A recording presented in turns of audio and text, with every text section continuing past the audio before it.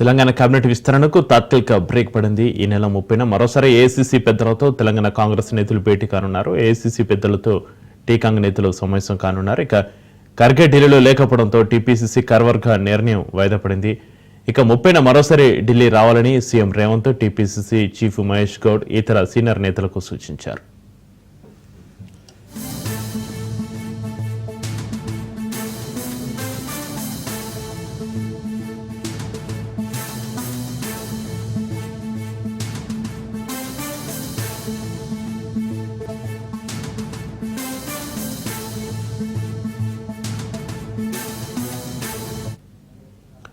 ఇక మరోవైపు ఇప్పటికే 2 నెలల క్రితం మంత్రివర్గ విస్తరణపై కేసీ వేణుగోపాల్, రాహుల్ గాంధీ, ఖర్గేతో రాష్ట్ర నేతలు పలు దఫలుగా సమావేశమయ్యారు. మంత్రి పదవులపై సుదర్శన్ రెడ్డి, ఆది శ్రీనివాస్, శ్రీహరి ముద్రాజ్, రాజగోపాల్ రెడ్డి, వివేక్ వెంకటస్వామి ఆశ పెట్టుకున్నారు. ఈసారి అవకాశం కల్పించాలని మల్రెడ్డి రంగారెడ్డి ఇప్పటికే సీఎంకు విన్నవించారు.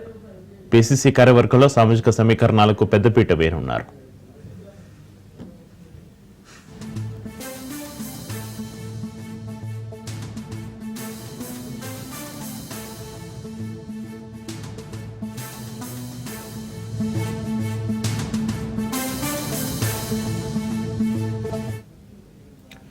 ఎస్సీ, ఎస్టీ, బీసీ, మైనారిటీ వర్గాలకు 70% వరకు అవకాశం కల్పించనున్నట్టుగా తెలుస్తుంది. 4 వర్కింగ్ ప్రెసిడెంట్లు, పెద్ద సంఖ్యలో జనరల్ సెక్రటరీలను నియమించనున్నారు. రోహిత్ రెడ్డి, సంపత్ కుమార్, బలరాం నాయకులను వర్కింగ్ ప్రెసిడెంట్గా నియమించే అవకాశం ఉన్నట్టుగా తెలుస్తుంది. ఇక మైనారిటీల జాబితాలో ఫయ్యూం లేదా ఫిరోజ్ ఖాన్కు ఛాన్స్ దక్కే అవకాశం ఉంది.